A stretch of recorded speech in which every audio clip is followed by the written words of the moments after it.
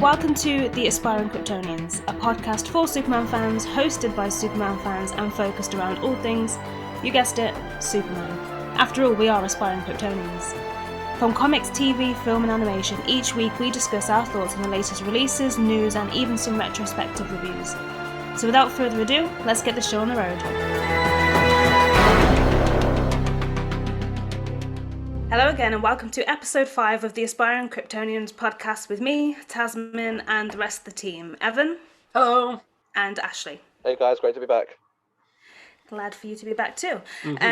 This week there was sadly no Superman comic releases or new episodes of Superman and Lois, but we do still have a fair few topics to cover, so we're going to run through episodes 4 and 5 of Superman and Lois from previous weeks, Superman vs. Imperious Lex 1, 2 and 3, and Superman Red and Blue issue 1. And as well as that, we'll also touch on Jupiter's Legacy, DC Round Robin round 2, which is really hard to say, and Falcon and Winter Soldier episode 4. So before we get into these though, Ashley, I wanted to get your thoughts on Zack Snyder's Justice League. Well, what can I say? I was a bit late to the party, but it was everything I wanted and more. Kudos to everyone involved. Again, from the fans that rallied around to get the thing made, to Zack and Deborah themselves for putting all their effort and hard work into this, into their final, what they wanted for the fans in the first place, and it was incredible, absolutely amazing. The 4 hours just flew by. Yeah, I agree. And oh man, there were just so many moments in it. So many moments. I mean, as a Superman fan, obviously, that bit where Steppenwolf's axe barely scratches the surface of Superman's chiseled chest. Yeah. Just brushes it away. Superb. I have been enjoying the memes of that where it says not impressed, because I think there's been a few Tom and Jerry Zack Snyder's Justice League memes which have been floating around, but there's a new one with Jerry protecting the little mouse, which I think is his cousin or something like that. That was pretty funny. I've been enjoying the memes, Yeah, so absolutely incredible. A work of art. And as I say, all the scenes that were missing from the first movie, you know, all the stuff with the Flash and Iris was incredible. Yeah. Cyborg was so layered. Oh my God. So many more layers to that character than what we got in the first movie. And of course, the nightmare sequence right at the end. More questions than answers. Yeah. Sure.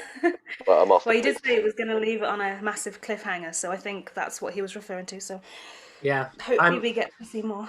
I'm almost finished watching it for the third time, and what I really would like to do is take the whole movie and remove all the slow motion. So just take any part that's slow-mo and just increase it to regular time and see how it would look. Because the Flash parts would be hilarious, because there just wouldn't be any Flash parts moving in super speed, because it'd just be like... Oh, yeah. You know? That's true. I think there is a lot of slow-mo, but I think some of it is warranted, because I think you wouldn't see the for sure. When Wonder Woman's right at the start, when Wonder Woman's stopping the bullets from hitting the children, I think there's parts that needed to be slow-mo, but then I think I've seen other people say as well that if you take half of the slow-mo out, the film's going to be like 2 hours long because there's that much. Yeah, I just want to see it as like an experiment. I want to see what it would look like if there was no slow motion. I think it'd be interesting. And I think the Flash's scene, like I said, would be the funniest to see without the slow motion, because it would literally be over in 2 seconds. Yeah. And you wouldn't see the sausage. All right then, so let's start with the non-Superman related stuff so we can focus more on that towards the end and in a bit more detail. Okay, so before we get any further, I'm going to issue spoiler warnings to all of the upcoming topics, so when we come to announce which topic it is and you haven't seen it or read it yet, just skip to the next topic. I'm going to put a schedule or a key or whatever you call it in the description of each episode so you can see what's to come and when. So let's start with Falcon and Winter Soldier. Last week, me and Evan were discussing the first 3 episodes, so have you been watching it too, Ashley? I have indeed, and like we was talking about before the show started, I think Falcon and the Winter Soldier is operating on a completely different level at the moment. It is absolutely superb. That first episode really blew me away. I made no connection between the elder gentleman that Bucky had befriended and the poor soul that he had taken the life of in that flashback sequence. I never made the connection at all, and the payoff was beautiful. I thought the next 2 episodes kind of took a bit of a lull, kind of learning about other characters and where they are, and especially Sharon. She's been on a very on a journey all of her own since the events of Civil War that we, the audience, haven't been privy to. But of course, Yeah. she's in a completely different place from where we knew her to be. And then episode 4, just wow, episode 4, I think, breathtaking to say the least. well, when we were talking about it last week, I said that the third episode for me was the best out of the three previously. But I will say now that episode 4 is my new favourite. But it's taken me a while to get into it because it was good, but it just didn't grip me. I think it was mostly to do with, well, really the only character I particularly liked or like from the series is Bucky. But now Sam is growing on me as well a little bit more. So what do you think, Evan? I really liked the fourth one. I think my favorite of the 4 is still number 1 because that opening scene was amazing, and then I loved all the character exploration we got with Bucky when he went on that date and when he went to therapy and stuff. I thought that was all great. But yes, number 4 was great. It's funny because you guys are basically the only UK people I know. And so whenever the lead flag smasher girl comes on the screen, my wife's like, she reminds me of Tasman. Like, well, it's probably because she's the only other British person we know. But yeah, it's funny. But that scene where Sam talks to her in the church was very good. I liked it a lot. Yeah. Yeah. Yeah, like I said, I think it's the best one so far. So much stuff went down. I think my favourite moment was when, is it the Dora Milaje. That's it. When they basically beat the crap out of John Walker. How badass are they? Oh, they're so good. And when you see them, if you're a ne'er-do-well, just run. Yeah.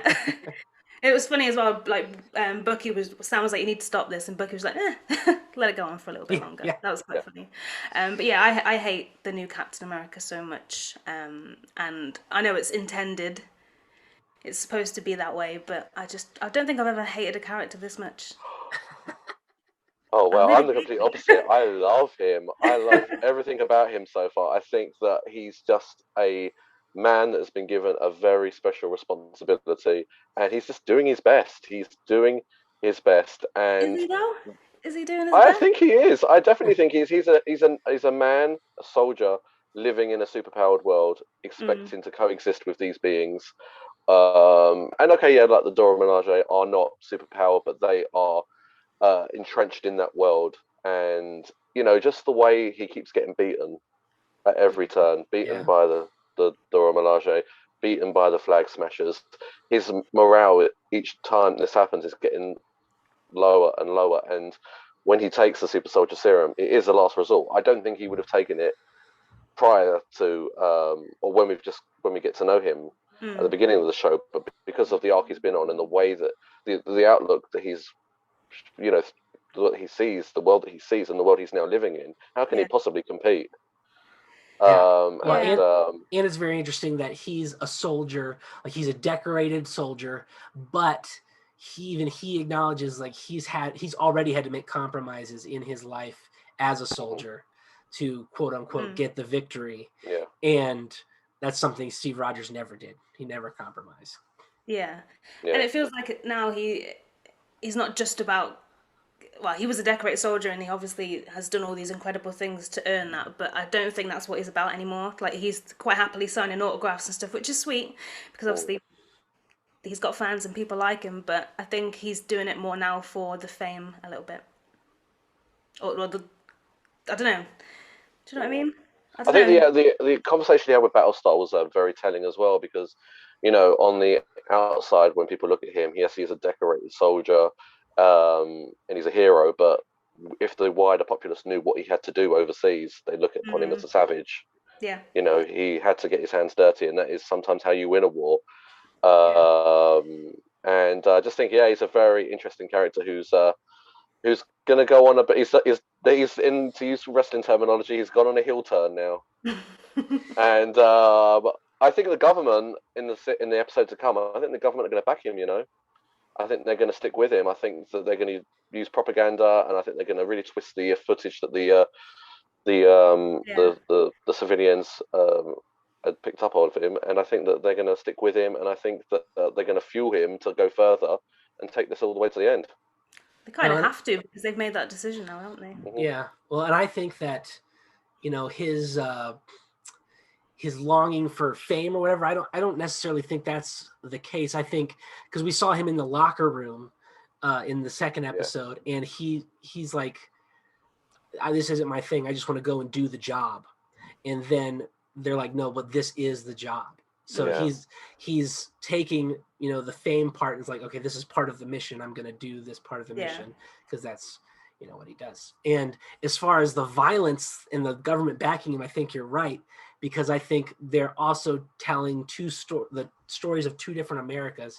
You got Steve Rogers, which represents the ideal of America, which I think is the same thing Superman represents when you say it's the American way. He's not necessarily representing America, the reality, but America, the aspiration, or America, the ideal. And I think that's what Steve does. And then I think this guy is representing, okay, but we're looking at America, the reality, where it's like, you're supposed to stand for this stuff, but you're making mistakes. Right. Yeah. So the big question is, if you were in his situation, well, in any situation, I guess, and you had the opportunity, would you take the super soldier serum? Yeah. I would have done it straight away. No hesitation. Yeah. When they asked me to be Captain America, I would have been like, where's my serum? Yep. Ashley, what about you?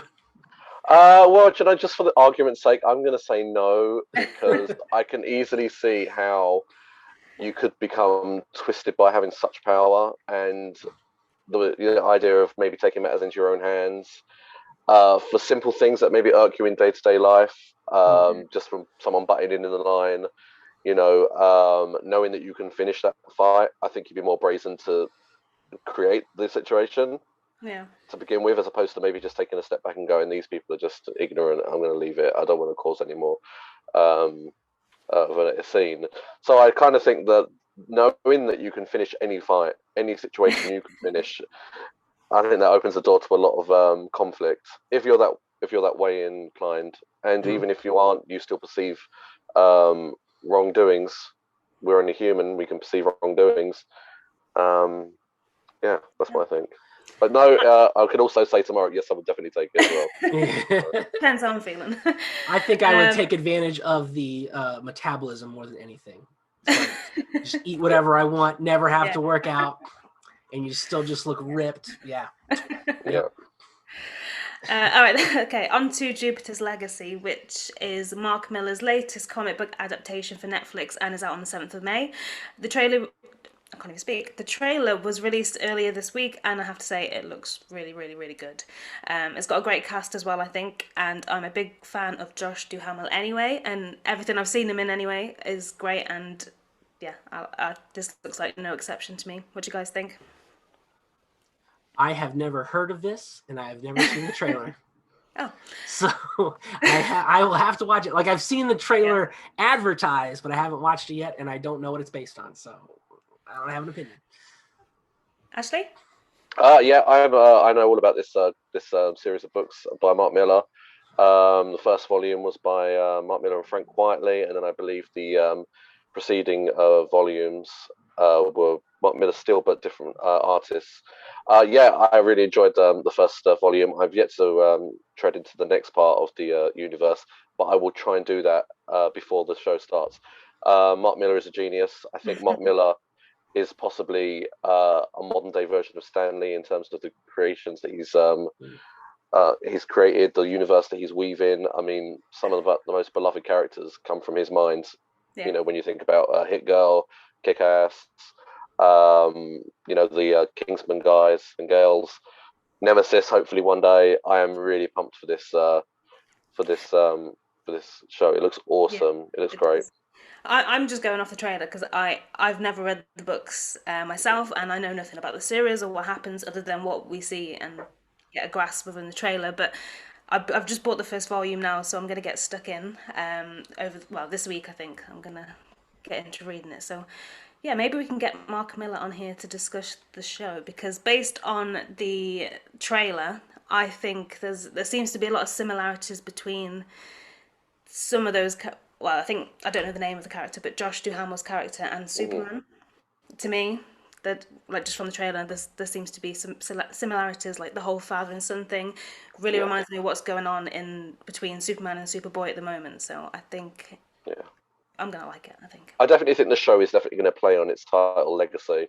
I Yeah. think the idea of creating an ideal and that filtering down into family members to come and them treading in their predecessors' shoes, I think that's going to be explored. The ideals, those kind of ideals for sure. I think legacy is going to be a big role, big Yeah. role of this show, and yeah, it looks great. And yeah, as you said, the main actor, I loved him in Transformers, so Yeah. I've got That's high the main hopes for thing I him know for about sure. Transformers. Yeah, Yeah, I don't really have too much to say about Jupiter's Legacy because I've literally just seen the trailer, which looks good. So once I get stuck into the series itself, maybe we can talk about it a little bit more. But for definitely. now, let's move on to DC Round Robin. So All right. do you know about this, Ashley? DC Round Robin? I don't, but it sounds exciting. I said last time, it makes me want to sing Rockin' Robin by Jackson 5 every time I say it. But yeah, so basically we started off with 16 titles, and we as fans get to vote for the best, well, the one that we want to be published at the end of the year or next year. Okay, cool. So this is round 2 now. Round 1 was the past few weeks, and you now have until the 15th of April to cast your vote.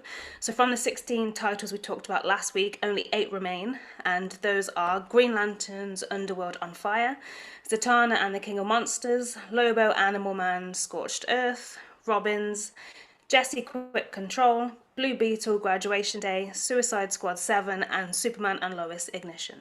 So sadly, 2 of the ones that I wanted to go through are no more. That was Paws Off the Justice League, which was all about the Super Pets, and the Asteria title, which was up against Superman and Lois. So we didn't get to talk about. Well, I don't know how much you know about these titles, but just from the titles, Ashley, which one is jumping out to you? Definitely the Blue Beetle issue for sure. I'm a big legacy guy. I love the DC characters, that are deeply entrenched in mythology, and they have mentors or perhaps a new spin on a character. I've always loved the Blue Beetle character, especially Ted Cord. I love his whole relationship with Booster. Come on, guys, Blue and Gold. Let's get that movie made at some point. So I'm definitely going to go with the Blue Beetle book for sure. I'm going to ask you again, Evan, which one. I think we talked about it last week, but you might have changed your mind since then. But I'm pretty sure they have announced that there is a Blue Beetle thing in the works. A Blue Beetle show? I think it's either a show or a film. I'm probably going to guess it's a show because I don't think Blue Beetle has the gravitas to have a solo film just yet. But I'm pretty sure there's something, or maybe I'm mixing it up with a complete Brewing. Yeah, there's something brewing. So Evan, which are you most excited for? I'm rooting for Robins, and I'm rooting for the Superman and Lois one. Robins, I'm excited because I love it when the whole Bat family gets together. For me, that doesn't happen enough. I'm heavily invested in Tim Drake, Dick Grayson, and Tim's girlfriend Spoiler. So I really hope, and she was a Robin as well. So I hope they all get together in that one. And then the Superman and Lois, we were talking last week about how I want Lois to be like an Adam Strange type of character. Yeah. And they've released the concept art and it looks just like that. So I'm so excited. I'm going to be so upset if Suicide Squad beats Lois and Superman. Come on. Well, for me, it's all eyes on Superman and Lois Ignition. But last time I checked on the Twitter poll, it was very, very close between them. There's like literally 5% between them, so it could go either way. But personally, I think they could have done it differently, like the whole voting thing, because I feel like a lot of good titles are going to be pitted against one another, and they might have had a better chance against another series title, if that makes sense. Yeah. So I think they should have just done like the number of votes in total. So because we've missed out Instead on of doing brackets, Yeah. But we do now know the creative teams behind the titles. I'm not going to lie, I have any written notes about the Superman and Lois one, because this is the Superman podcast and it's the only Superman related title left in the running. So there's two writers for this one. Like you said, we've seen the concept art already. But yeah, it's Colin Kelly and Jackson Lansing, with art by Vasco Georgiev. First of all, I'm going to apologise if I've said any names wrong, because my pronunciation is terrible, but I think that's right. I'll be honest, just based on names, I'm not familiar with any of their work at all, but my best friend Google told me that their previous work focused mostly on Batman titles, so it would be interesting to see their take on this character. Well, I think that's been one of the wonderful things about DC at the moment, especially the Future State umbrella of books. They are really going for new and unheard artists and writers. So kudos to DC for doing that. I'm being exposed to so many talented individuals that I've never been exposed to before. So I'm excited to see their work on this title for sure. Yeah, me too. Are you familiar with their works? I know you're a big Batman fan, Evan. Nope. Nope. Okay. Not that I'm aware of. I mostly read Batman 6 months later in the app. So okay. I'm not actively watching Batman. I don't know which era it is. I don't know whether they're currently working on Batman or whether it was previous, but I just had a quick Google and that's what came up. So there are preview bits for you to see for those 8 remaining titles to help you make a more informed decision. So if you want to cast your vote for those remaining titles, head over to DC's Instagram stories and Twitter page to cast your vote before the deadline of 15th of April approaches. So let's get on to the Superman stuff. All right. So we'll start with Superman and Lois, shall we? Okay. Yeah. So both of these episodes aired, well, I think it's like 3 weeks ago now. So we may as well discuss them as a whole rather than individual episodes, because I don't know about you. I'm just going to confuse the two anyway. But I am still really enjoying the show. It's so good. And like we've said numerous times before, it's unlike any of the other CW stuff, which I love. Well, I love that it's different. I don't love the CW. So, yeah, the story's progressing really, really well, I think. But I do think they're throwing one too many villains in at one time, and it's giving me Smallville vibes. Yes. It especially gave me Smallville vibes when the one teenage kid started getting powers based on like his. Yes. I was like, oh no. I was like, let's not do this again, please.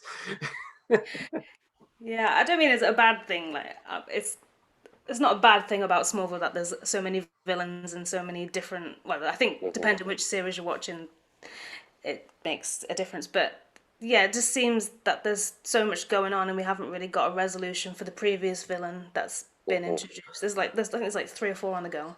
Well, villain of the week, people getting powers from interacting with Superman stuff. We have 10 seasons of that already in Smallville.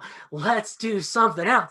That's one of the things I really do appreciate about Supergirl, not Flash, because Flash, they do the whole thing where everybody got powers from the the same derivative thing. Of the But Supergirl, they mix up the villain origins all the time, and that's one thing I did really appreciate. So hopefully this will just be a one-off thing. I don't know. I hope we get. I like the alternate reality villains, and I like let's bring in some legacy villains that Superman has already fought over the years that we haven't seen yet. Stuff like that. So just off the top of my head, we've got Captain Luthor, Morgan Edge, the mysterious Kryptonian clones, which I think in total we've seen 3 so far. And I think one of them is left. Is that right? It's the lady that's left. And we've also now got the teenager that can't quite control himself, who was picked to fight with Jordan Kent at the end of the last episode. Yes. And I guess we could probably add General Kent to that list in some ways, because I think their relationship's kind of... General Lane? Yeah, I think their relationship's kind of tattering a little bit. Yeah. So I think... And there was that little discussion between him and Luthor that I think might twist his arm a little bit. Well, he's never a good guy for long. Yeah. You know, like, But I thought this series was going to change that. I thought it was going to give a different perspective to the character, but I think they're going back down that original road. yeah. Um, I really enjoyed the Best of Smallville episode, which I think was episode 5. I think. Yes, I think you're I right. thought it was really, really sweet. I like seeing all the flashbacks of young Clark as Yes, Superboy, and it showed us another look at Martha Kent because obviously they've passed away in the series, so it's nice to keep yeah, of going back course. to what, like to their relationship and how they helped build Superman. Well, Clark as he is now. Yeah, Yeah, Lana unveiling the plaque on the chair was just a really nice touch, and yeah. Clark meandering over to it by himself, just to sit on it and recollect his time with Martha in Smallville before he goes off to the Metropolis was just really poignant and really well done. I thought that was a really nice way to end episode 5. Hmm. I'm just more and more impressed with Lana's daughter as a character. I really like what she brings to the show and the balance she brings to the Kent boys. Mm. Mm, She's kind of, I mean, she's obviously got baggage that she's working through, and yeah, it's nice to explore that a little more with her dad's drinking problem. But it's like she's the voice of reason between the two Kent boys, and it was really nice to see her, yeah, speak up against Jonathan's drinking. His yeah. Because underage obviously that's the drinking and sore subject for her, isn't it? Because of her dad. But yeah, yeah, I think from to begin with, she annoyed me because it was the way that well, we didn't really know about her problems as such then, but it was the way she was sort of talking to her mum and dad, yeah. and she was quite disrespectful. But I think not to say that it's justified, but we understand why now and what we understand what's going on. So she has grown on me as a character. Yeah, it's Yep. kind of funny. A show so Lana centric because I've been going back and reading the Action Comics run from the New 52, and Lana is so different from the Lana we're getting in this show. Yeah. It's really jarring, and the conversation that Edge had with Lana, you really do get a sense Mm, that Smallville was the safer option for Lana. I always felt that she may have followed the path that her counterpart did in the New 52. She was very much an explorer. She was an engineer. She was really in the thick of the events that took place in the New 52. And I just feel that Smallville's a cage for her, and the kind of the relationship she has with the husband. It's like she feels like a bird in a cage. She's yet to flourish, or she's yet to really spread her wings and fly off and maybe lived a different life. I don't know if that's the kind of vibe you were getting. I yeah, certainly got that vibe when she was talking to her husband after that awkward encounter with Edge at the yeah. That, uh, that, that was a bit awkward. Yeah. That whole conversation. For me, my favorite Lana, because I wasn't a fan of the New 52 Lana, but I think my favorite thing for Lana to do is be like when Clark leaves the town, and if Ma and Pa Kent are gone, then she is now like the de facto leader of the town. Like she's the heart and soul of the town. So it's not like she's trapped there necessarily, but just she's the best part of it, and she's the one Clark can go to, that represents that part of his life. Her and Ma and Pa Kent. And so, but there in the John Byrne reboot, I didn't like what they did with her because she was stuck in Smallville, but all she ever talked about or thought about was how, oh, Clark didn't choose me. And that was her whole character. I'm like, okay, this is getting, you need to move on. Yeah, So I think when I've started reading the comics, I think for me it's quite recent. So the comics that I've read, she's not really there, or when she has been there, it's just been sort of a cameo introduction. But going back because I'm reading the 1950s comics now, well, there's mostly the Adventure comics and Superboy. She's in pretty much every single story in there, which is nice. But she is just she's basically Lois when yeah. she's just trying to find out who he is, trying to convince people that Clark is Superboy. So I think from my experience of Lana and Lois in those comics, they're kind of quite annoying at the moment. So yeah, I'm excited to get onto the different interpretations of Lana, but I do like this one in Superman Lois. I'm not gonna lie. I love me a good Superman love triangle, or a love quadrangle, as it sometimes turns out to be. So So I like it when it's like a fight between Lois and Lana and Lori or whoever else, or Well, there was that little comment that Lana's husband made. I think it was might have been episode 1 or 2, where he basically took a dig at Lana for Facebook and Clark all night, or trying to find information on his Facebook page, doing a bit of Facebook stalking. So I thought maybe that was going to be the case, but it's kind of moved in a different direction.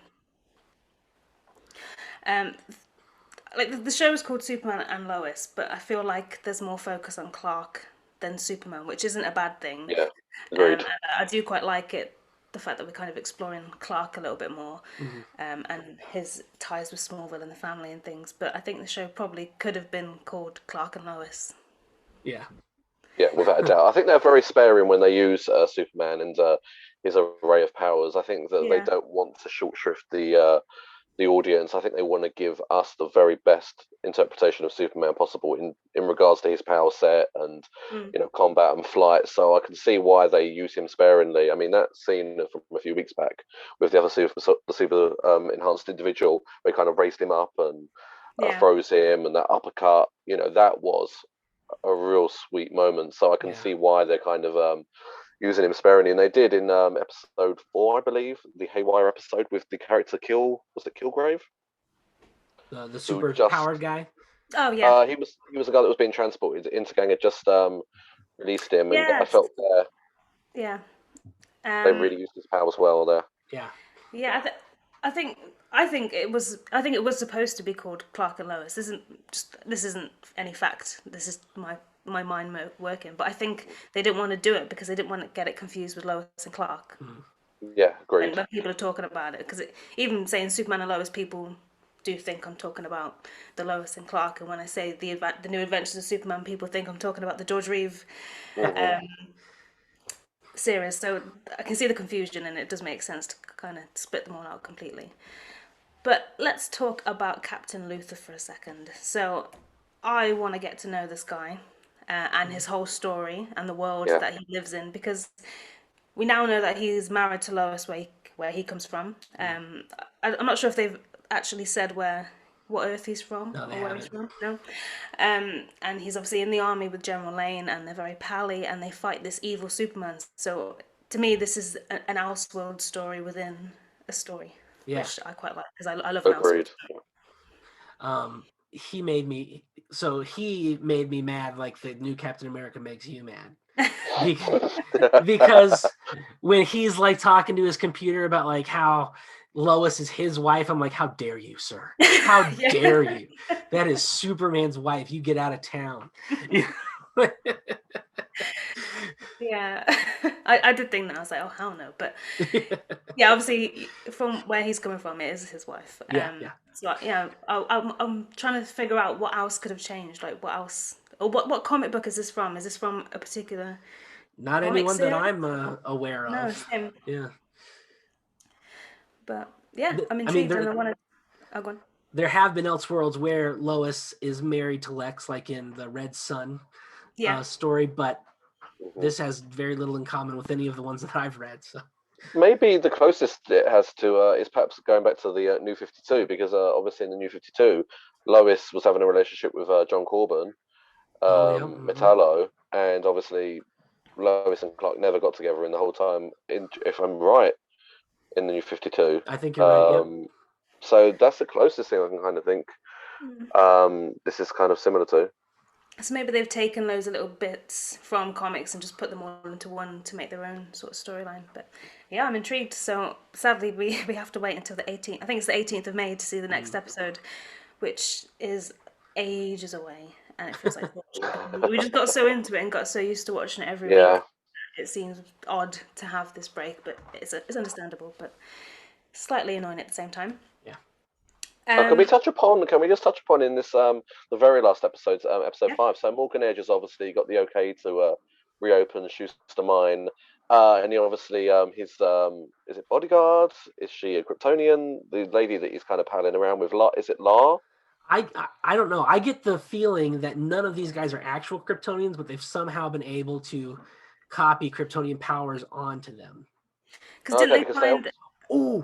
I just Did they find remembered a bunch of red kryptonite or some? They found some sort of kryptonite. I think it was red kryptonite. they found a bunch. I think it was a bunch of different color kryptonite. Yeah, Ah. at the But very end of episode 5, yeah. if you remember the scene where they put that guy in like the sci-fi MRI machine that's like giving him the solar energy and the powers. Yeah. Remember that? The thing that the MRI machine is drawing the power from is like an artifact. It looks like an alien artifact, and its design looked very similar to the Eradicator artifact. Oh, okay. Oh, nice. Yeah, so if they go down that road, I'm so happy. He's one of my favorite villains. I love him. Yeah. Yeah. There's so many. This is what I mean when I say there's so many villains that it could be so many different things. So many characters that we know and love, and we just don't quite know yet. So Yeah. we're gonna have to wait Well, until. I get a lot of New 52 vibes from this show. I mean, Yeah. you know the dog tag that General Lane gave to Captain Luther that has Mhm. hell on it. Yeah. Kind of, it kind of has hell on it. That again reminds me of the character from the New 52. Was it L, Yeah. the Kryptonian that Yeah. was kind of like in the same vein as the Eradicator? Oh, okay. So that kind of reminds me of that a little bit. So I've definitely seen a lot of New 52 in this show so far, for better or for worse. I don't know. All Yeah. depends. Superman We'll see. fans, they kind of got a lot of short shrift when it came to the New 52. So Yeah, Yeah. I haven't read the series, the New 52 era myself yet, but I've heard very mixed Yeah. feelings and reactions to it. I can't stand it. So if we ever want to do a deep dive into that, I've definitely got things to say, but yeah, I felt I enjoyed action more than I think the actual Superman title myself. But yeah, it was a weird time to be Yeah. alive during the New 52 for sure. But I'm excited to get to. Well, it's going to take me probably at least 20 years to get to that point in my reading order. But I'm pretty sure Henry Cavill said that a lot of his inspiration for his portrayal of Superman and Clark Kent was from the New 52 series. I don't know how accurate it is because I haven't obviously read it, but I'm sure he said he drew a lot of inspiration from it. Yeah, makes Yeah, sense. there were some good moments. I mean, the Superman from the Justice League was. I mean, I think when he was supposed to be very young and very brash and a lot more kind of didn't have so much restraint. And I think at the Yeah. time they wanted fans to be more to feel more of a kinship to him than being a god that is infallible. So there were definitely some good moments in the New 52. I'd definitely take you up on that challenge of hashing through some New 52 stuff because Okay. that was a pretty interesting era for sure. Well, next time we're in a Superman dry spell for the week, maybe we'll Yeah. do that. Definitely. Okay, for now, so onto the Superman related comics. I know we've kind of started talking about that already. But before we get stuck into Superman versus Imperious Lex and Superman Red and Blue, last week we talked about Batman Superman 16, which I know we've already talked about it, but there was so much stuff happening in that, and I spoiled it for Evan. I don't know, have you had time to read it yet? No. I haven't had a chance to read that. That's on my list of things to read. But I mean, it looks phenomenal. So I just need someone to talk about, like, just to see whether I've got the same feelings from that series. So read it, and we'll talk about it. I will do. I'll add it to the topics for next week. Yeah. I did. Yeah, some good homework. I did buy Suicide Squad #1, which has got Connor Kent, Superboy, in it. This is the only place we've seen him since Young Justice. And my only thought so far is I'm very mad that they've put him back in his t-shirt costume, because I do not like the t-shirt costume. Because he's not Jessica Jones, he's a Superman character. Give him a suit, So, and it's okay. When I read the Teen Titans and he's got that on, and I'm watching the TV show Young Justice, he's got that on, it's fine. But we finally got his original costume back with Young Justice, and now they've tossed it away again. But surely when he's in the Hall of Justice and he's seeing everyone in their great costumes, he's going to be like, hang on a minute, I'm just in a t-shirt. Yeah, exactly. And still really underdressed. my friend thought up something that the Supergirl costume where she's in that white t-shirt and the jean skirt. If they did that, where they partnered them up and she's in the white t-shirt, he's in the black t-shirt, that would be cool. Yeah, that would be cool. But no, she knows the proper way to dress in a real superhero costume. So The proper way to dress. yes. Yeah, I haven't read Suicide Squad yet, but I knew that Connor Kent was in it, so I've added it to the reading order. But I think it's going to be one of those ones that I get to eventually, Yeah. which will be a long way away. I'm not sure how he gets into the is it Belle Reeve that he's in, or is it Arkham Asylum? Because I mean, Arkham. the last I saw him was in Action Comics in the House of L story arc, Yes. Yeah. and he's just been taken back to the farm, and I thought he was going to obviously re-establish his kind of links in Smallville and perhaps be operating from Smallville more. That'd be quite cool to have that would be having nice. having a superhero, having a member of the Superman family perhaps solely operating in Smallville, maybe just dealing with like the local townsfolk, maybe Yeah, the bully at school, just kind of picking up slowly from where you left off. But yeah, like a no, bit. obviously he's in Belle Reeve all of a sudden. Yeah. We'll see. I'm gonna. Superboy's one of my all-time favorite characters. He was one of my intro characters as a kid to the DC universe. So we will see. Yeah. I have no idea what happened then. It just completely shut down It looks like and you're came back back up. now. Did it disappear at any point, or was it just fine? Yeah, you disappeared. Oh, okay. I don't know what happened then. I was going to say, going on from what you were saying about Connor Kent being in Smallville, but it would be good to do that because it would be like the Superboy comics from like the 50s and stuff, because he does sort of take on the bullies and the little small town problems, which I quite like. Mhm. Yeah, that's a cool one. Yeah. So comics wise, let's start with Superman. Yeah, let's start with Superman versus Imperious Lex, and then we'll leave, in my opinion, the best to last, which is red and blue. So Superman versus Imperious Lex 1, 2, and 3 is written by Mark Russell with art by Steve Pugh and colours by Romulo Fiado Jr. So a quick, well, because this is part of the Future State event, and I'm not really sure why. I'm going to say episode 3. I'm not really sure why issue 3 has been left so far out, because I'm pretty sure Future State finished, or the other Future State titles finished a while back. So a quick roundup of the series itself. So Lois is basically the president of the United Planets, and they basically have a discussion whether to let Lex Luthor's application for Planet Lexor to be entered or not.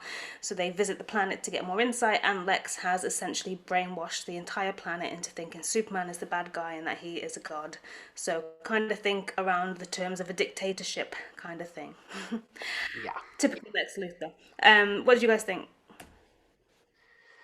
I got pros and cons. This is the guy. I think this is the whole team behind the Flintstones graphic novels. It's definitely the same writer and the same penciler. I don't know if it's the same colorist, and those are just pure political, social, and religious satire. And so you can definitely see, thumbprints of that on this, and you can definitely see that humor style coming through. So it's definitely it's definitely a humor book. It's like that Jimmy Olsen recent book. It's like technically it's in continuity, but it's like you're looking at it through a lens of a humor book, So it definitely falls in that category. Yeah, and I think the sort of tones and the themes of the series, like with the dictatorship and things like that, that's quite heavy. And I think the artwork, which is quite optimistic and vibrant, kind of adds the humor to that, I think. Yeah. I definitely have issue with some of the other things that the writer writes. I won't get into that, but I definitely have some issues with that. But in here, it works pretty well. My one complaint, and this is about the story itself and the writing style, because otherwise I love the writing style. I think it's very funny. And this goes into the Young Justice television show as well.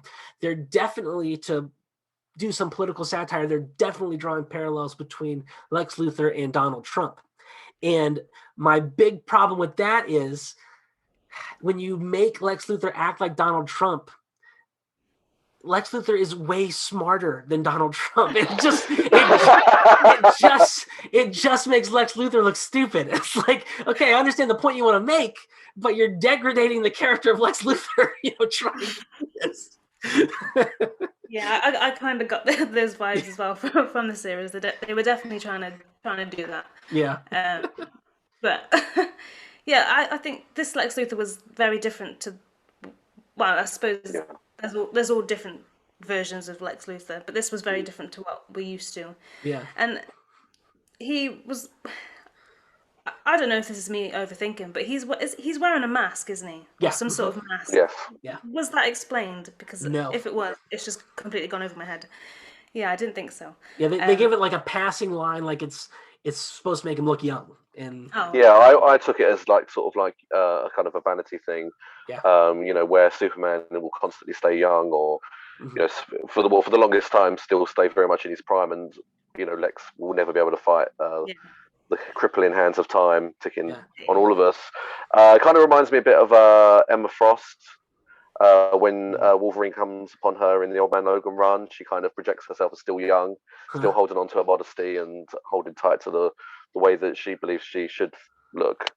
This book kind of reminded me a bit of Falcon, one of my favorite villains Oh, from the okay. DC universe, and his dictatorship over his home planet Karuga. He so vehemently believed that the only way to bring order is through a sort of a dictatorship. So that's kind of the vibe that I got with this book for Yeah. sure.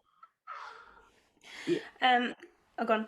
I was gonna say, well, I was just thinking about the mask thing. If you look at his Lex Luthor's neckline, you can see it's like the neckline of like an 80-year-old person. Yeah. Yeah. And then you see his face is like a 30-year-old guy. And there were some pages with the mask. I think we've only really seen him change the mask in the third issue, and there was a few moments where he looked like Jared Leto, I thought. Yeah. So I don't know whether that was intentional, but that's the vibe I got off it. But this series sort of starts off and you think, oh, maybe Lex Luthor's changed, but slowly and surely his true colors come to light. Of course. One thing I really loved about this series was the little adorable robot X-19. Poor X-99. I mean, for a robot, and obviously this is a comic book drawing of a robot, I've never been so in love with a little robot in all my life. He's so cute. There's little eye. It's just the only movement he's got, like the only facial expression he has, is the eye movements, which they go a long way for me. So yeah, but though Lex built him, he's kind of got his own consciousness, and he's he's pretty wise for a little robot. And the last issue really had me feeling sorry for this little fella. He was simply trying to get the approval and love of his master, Lex Luthor. Well, it'd be nice if they brought him into the main continuity, because he was a great character. Like Yeah. Lex Luthor utterly betrays him and stabs him in the back, and he's like, the master must have had a good reason. I must have done something wrong. Trying to do that to me. Yes. Yeah, he's like a lost puppy, isn't it? Like, oh no. Yeah. And the last sort of pages made me laugh, where he's kind of stuck with him. Like Lex Luthor obviously tried to get rid of him a little bit, and now he's stuck with him in prison. So that made me laugh. And he's so optimistic compared to Lex as well, which was quite funny. Yeah. Talking about the timetable on this, it looks like this takes place in between Superman World at War and House of L. So it's like in between those two future state timelines. And Lois Lane has a very interesting haircut in this show. It's like all of her hair is white except for her bangs, which are black, and it's like, okay, interesting choice. Yeah. Like Lois she's quite powerful in this, in a powerful position in this series, and I always like seeing her in power. I think in previous comics we've seen her as president, and like it's been explored a lot already, but I never tire of seeing it. And she was the one to save Superman a few times in this series, which I quite liked. And it felt like the tables had turned a bit, where she was being the protector, going with him to Lexor. Yeah, I texted you guys. This comic did help me with a plot hole that I had in Man of Steel, because in the comic books, when Superman's under a red sun, he loses his powers. But in Man of Steel, he just goes into this atmosphere of the Zod ship, and all of a sudden he's weak and loses his powers. I'm like, that doesn't make any Mhm. sense. But in this comic, Lois is like, well, if we're going to a planet with a red sun, why don't we just go at night so the red sun can't get you? And he's like, well, it doesn't work like that because everything on the planet has absorbed the red sun radiation and is putting it back. I'm like, oh, okay, all right, acceptable. So I'm just going to apply that to Man of Steel for my own logic. I was going to say, I don't know if that was intentional to explain the Man of Steel before you had, but if it works, it works. It works. But yeah, I don't think we've ever seen. Well, I haven't read a comic where they kind of explain that yet. So that was quite nice. Anything else to say on Superman versus Imperious Lex? I'm interested to see what happens with the Future State titles because I do believe that they're bringing out a new slew of titles. I think is it the next Son of Batman? Is going to be a book under the Future State banner. I think there's going to be I think I've seen art with Jason Todd as Red Hood in a futuristic setting that I think is going to be under the Future State banner as well. So I think there might be some new releases coming up, maybe, or extending the event. I don't know. I'm not too sure yet. I have seen some of that for Batman. I don't know about anything else. Yeah, it could be part of the next. Well, they've kind of moved on to Infinite Frontier now, haven't they? So I think maybe it's part of that. But Future State did kind of kickstart that, I think, in a way. But yeah, I think for me it was a good series, but it wasn't my favorite Future State title. So I don't really have much more to say on it because I feel like it's very standalone. At the minute, for me, it doesn't really fit into anything that's going on in the continuity series. So yeah. I hope something does come of it, and I hope X-99 comes back because I love him. And we'll see from there, I guess. And finally, onto, I think this is going to take quite a while because Superman Red and Blue issue 1 is basically it's kind of like an anthology issue. Yeah, very much so. And it's got a huge list of creatives working on it because there's 5 different stories, 5 different teams. And we've actually got, well, this is kind of like a series, and we've got another 5 issues to come, which I'm very excited for because this one is really, really good. Yeah. Yeah, I think let's just go through each of the stories and what we thought about. I mean, this I was really excited to see a book like this. I think Marvel and DC have kind of dipped their toe into this kind of concept. I know Marvel at the moment they're obviously doing Wolverine.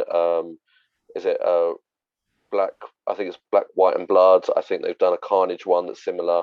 Again, I think it's Black, Red, and Blood. I might be butchering those titles. So I mean, definitely both publishers are dipping their toe into this kind of this way of storytelling, little anthology books. I mean, I've written down some of the creators for this thing, and they're like a who's who of creators. I mean, we have John Ridley, Clayton Henry, who worked on Batman versus Superman, Brandon Easton, Steve Leiber, who of course worked on Jimmy Olsen, Marguerite Bennett, Jill Thompson, Wes Craig. So it's a slew of talented writers and artists and creators who have got the chance to work on Superman. And I thoroughly enjoyed this book. This was hard hitting. This was hard hitting stuff. They dealt with some real tough issues in this one for sure. Definitely. There's, as well as Superman Red and Blue, there's also Batman, I think it's Black and White. Yeah. Possibly. Yeah, and Harley as well. Oh, I don't know about Harley, but there's a Wonder Woman one, which I think is something in gold. Yeah, I don't know. I can't. Red, blue, and gold, maybe. Possibly, something to do with gold. I know that much. But I haven't read those ones. But if they're anything like this, then I probably will, especially the Wonder Woman one. But what I like is that there's so many. They're all completely different, and even though I love the Superman comics in continuity, it's nice to get a completely different mini story that's self-contained and just yeah agreed. My 4-year-old did not appreciate the cover to this book. It's a very like detailed and lumpy version of Superman. It's a painting and it's just blue and red and white, and so she thought it was Bizarro, and so oh wow. she's like, why is Bizarro on the cover? I'm like, no, that's Superman. She's like, that doesn't look like Superman. It's definitely given the creators license to Yeah. really play around with the character. I mean, the first story arc I found very harrowing to say the least. Mm. I think what Superman went through in that gulag or that prison that he found himself in when he was Yeah. depowered by that general, the way that he described it, or the writer described what he went through, was just horrific. Yeah. Probably the worst kind of hell I think Superman's ever been put through, personally. Yeah. So just to elaborate on this is the first story, which is called Untitled. It's by John Ridley with art by Clayton Henry and colours by Geordie Belair. But yeah, it was a weird one to start with because I was like, where is this going?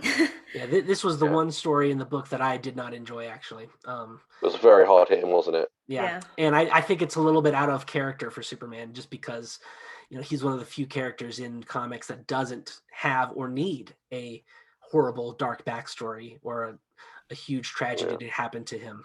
And so, yeah, good Elseworlds story, but this wouldn't be in my headcanon.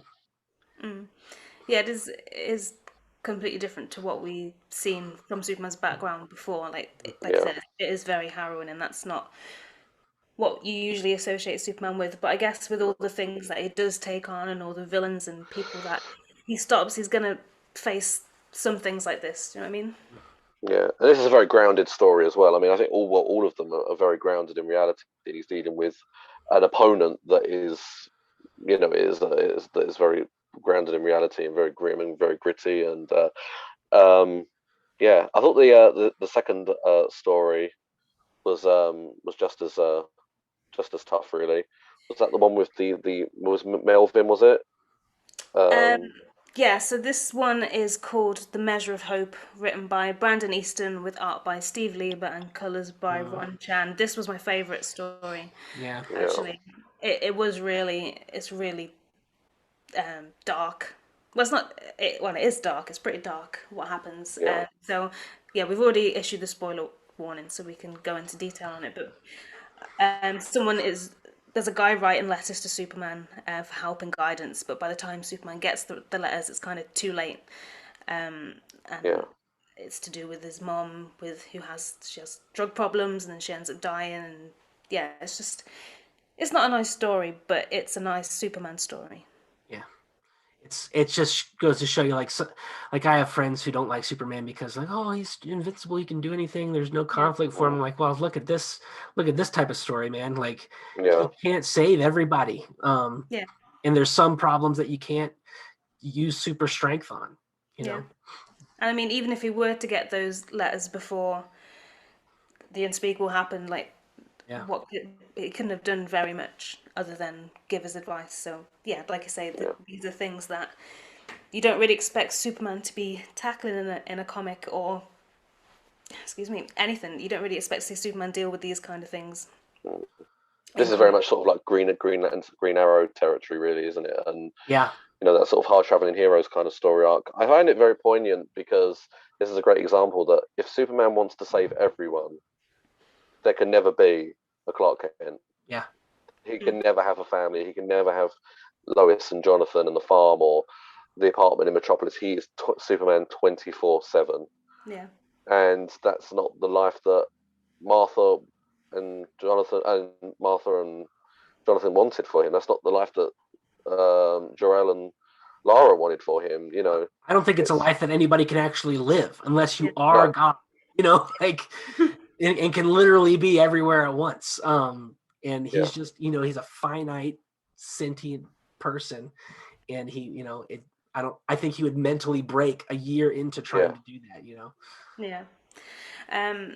So the artwork in this is by Steve Lieber, and I think he's also the artist who did Superman's Power, Jimmy Olsen, the most recent one. But this artwork is completely different to that.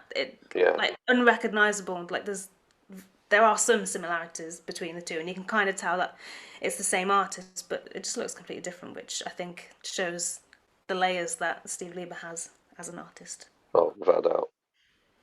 Because obviously the two tones between the two, Jimmy Olsen is just wacky and crazy, and you you could never guess what was going to happen in that. And this is very real and hard hitting. So he's obviously altered his artwork to kind of cater for that, which I think was really effective. Yeah. Onto the third story, which is called "The Boy Who Saved Superman" and is written by Wes Craig. Written and illustrated by Wes Craig. Sorry. So this one I liked as well, and Yeah, beautiful. Yep. yeah, it's nice to see Superman being saved by someone else, and I like how it was. I like the choice of boy Yeah, that saved him, because they could have gone down the road of just it being a white person, a white boy, but you wouldn't have had this sort of story payoff with that. And I think people are expecting it to. I don't know. I think having it be who it was, and the kind of person it was, I think that just added a whole another layer to it. yeah.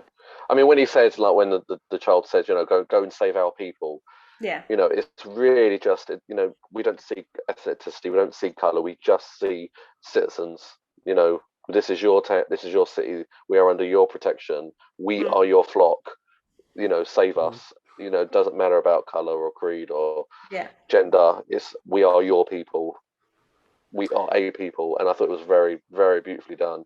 And to see Superman awestruck, meeting his hero, as opposed to how many times has he met people on the street that have been saved by him, and people to be awestruck by him, and he's awestruck by someone, a true hero. That was one of the best parts of the story. Yeah.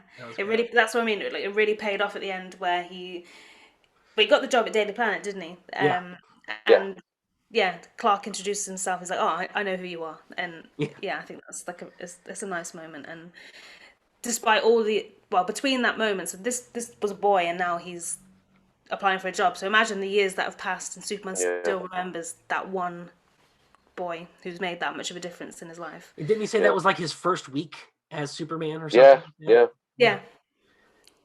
I like it. Yeah, and he does recount in it how he often wonders where he is, how he's done for himself. So I thought that was a really nice story, especially something nice amongst a lot of like real sort of grit and hardcore topics. Yeah, with the artwork as well, because obviously, we didn't really explain this at the beginning, but this whole series is in red and blue. And black. It's not just called red and black. Yeah. It's not just called red and blue for nothing. The artwork is all red and blue and black, as you say, with the inks. We didn't really explain at the beginning, but Superman Red and Blue is literally in red and blue. So there's no other colours. It's not a normal colour palette in tone. So what the artists have done with the colour, or the colourists have done with the colours that they have to work with, is really clever, because in this one in particular, Wes Craig uses the blue in calmer situations and uses the red as a background in the more dangerous situations, which I really liked and I thought was really clever. And it kind of adds to the stakes of the story, especially because you kind of know what depth you're going in. Like, is this a calm moment? Is this a dangerous moment? You kind of get that vibe instantly from the colour. We'll go on to the fourth story, which is called Human Colours, which is written by Dan Watters and illustrated by Danny. Again, these are two creatives that I have no experience with. I don't know who they are. But I loved this one as well. As I've said before, I love Mr. Mixie. I'm not even going to try and say the name. I'm just it's Mr. Mixie from now on. But this is kind of an imp from the same dimension, but it's not him. Who basically drains the world or metropolis of color, which I think it's just considering the other stories in this issue, it's really playful, quite light in tone. This was my favorite one, because I love the abstractness of it, and I loved it's the perfect story to go with this storytelling motif of just blue and red colors. And then I love that, like, when he's talking about colors, Superman and Batman and everybody, they don't even know what he's talking about. They have no frame of reference, because he's taken the very concept of color out of the universe. I thought that was so cool. I thought it was so interesting.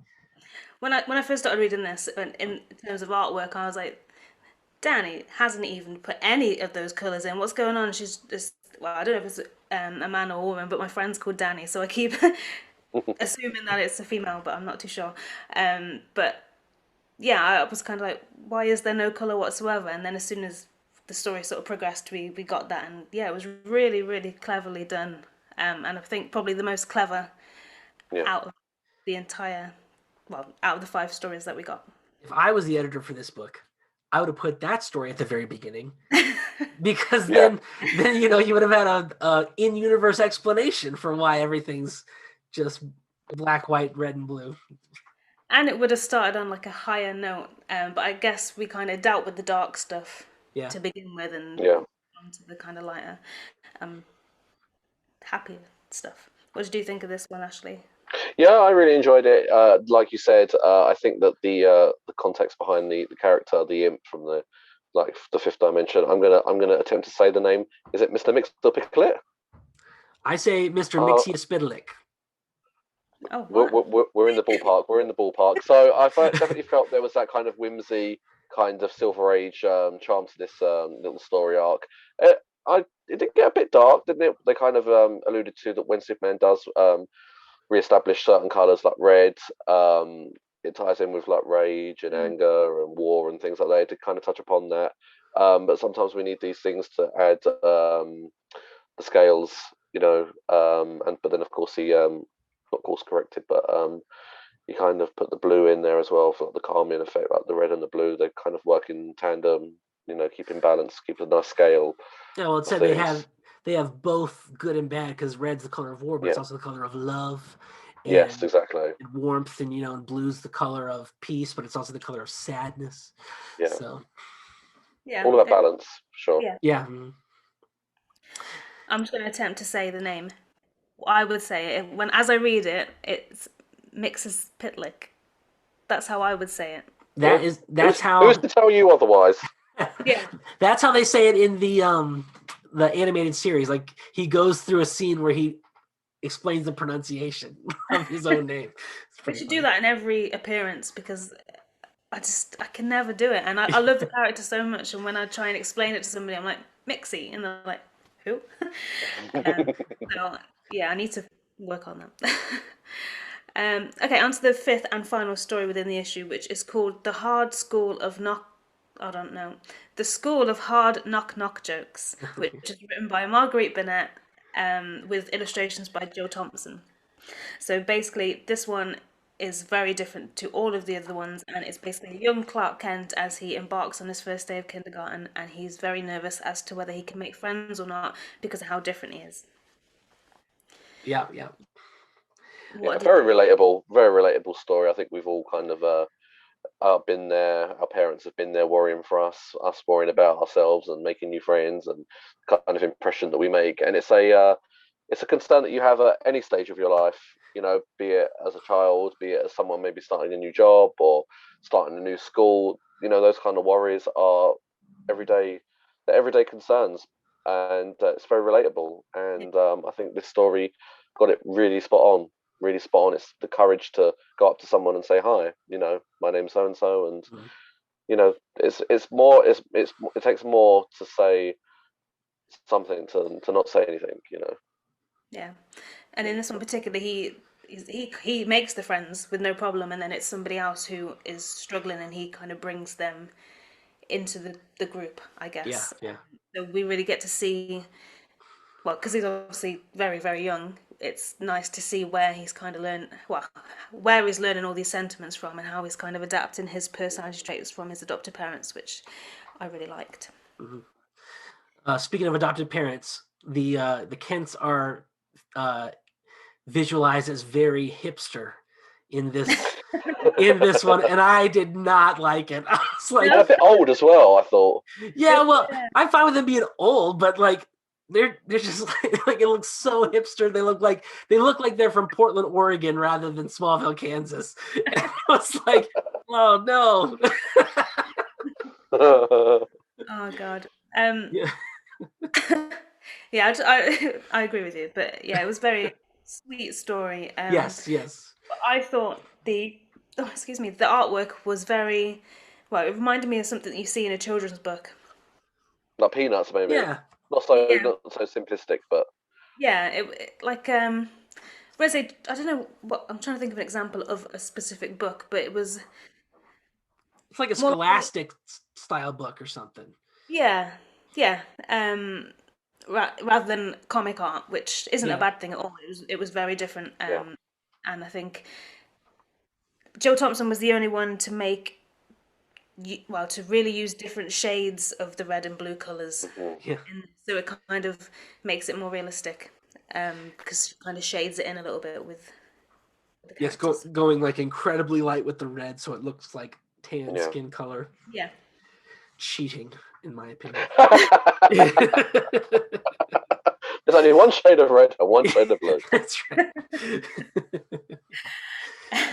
But yeah, Just on Jonathan and Martha, what is like your kind of like your quintessential version of them, like in terms of like we just touched upon joking the age and kind of Yeah. demeanor. What like I mean, obviously like with Spider-Man's aren't in the new Spider-Man movies. I think she's the perfect age to be Yeah. raising. It, I think they've always been kind of these characters have always been kind of like in our minds. They're older people, but I like this new kind of take of like being slightly younger, still more contemporary. I when they're when he's Superman, he's all grown up. My favorites are the ones from the 90s where they're older and stout and and very traditionally dressed and stuff. I just think they're like little cute little circular people. Like kind of like the old people from Studio Ghibli movies. That's Okay. yeah. And yeah, then I agree with you on that one. I think that's how I picture them as well. and when they're younger, like when Clark's younger, sure, but I feel like they should still be dressed like very traditional conservative people from Kansas, and I, not I think like Smallville Portland, got that Oregon. right in terms of the younger John and Martha Kent. Smallville, Yeah, yeah, I agree. Yeah. that dress that way as well, and you can see how they would then move on to be those older versions of the characters that we're talking about. Well, you can't go wrong with a Meadow Tool. You Yeah, just she's can't. great. Yeah. But yeah, going back to the comic, I really like this issue, and I'm really looking forward to reading the other 4 issues. I think there's either 5 to come or 4 to come. I can't remember whether it's 5 or 6 issues. But I'm excited to see them because it looks like we're going to get a huge array of creative teams again. I don't think any of them are going to be repeated, so Yeah. there's a lot of stories to be told. And if they're anything as good as this, then yeah, we're in for a treat. Yeah. Agreed. I think that wraps up our topics. I think this is probably the longest one or episode that we've done so far, despite the warnings from previous ones where we thought we had a lot to talk about. Um, thank you all again for taking the time to listen to this episode and previous episodes if you have done so before. And if you're enjoying the show so far, please do subscribe, leave us a review, and share the podcast to a friend.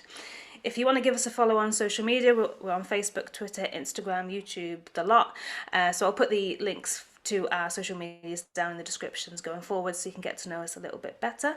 And a quick shout out to some other very good Superman related podcasts and accounts that you can take listen to and follow. Lessons of Krypton, the Krypton Report podcast, and Adam Talking Superman over on Twitter. They've got some great discussions, and they're always dropping Superman knowledge, which I love. So if you're looking for similar shows like this or pages, be sure to check them out. And until next time, bye. Bye. Bye, guys.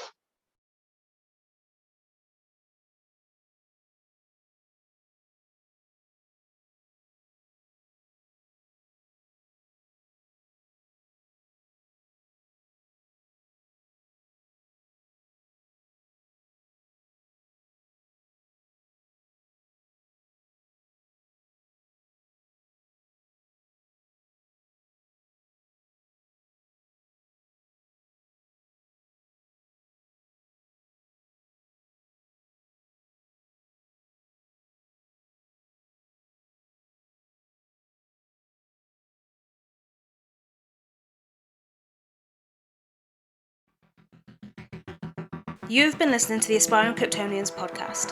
For more information about us, head over to our website over on theaspiringkryptonian.com, where you can find our social media handles, our weekly written comic reviews, and you can also contact us via the website. A huge thank you to you for taking the time to listen to the podcast, and until next week, we bid you farewell. And remember, we aren't birds and we aren't planes. We are the Aspiring Kryptonians.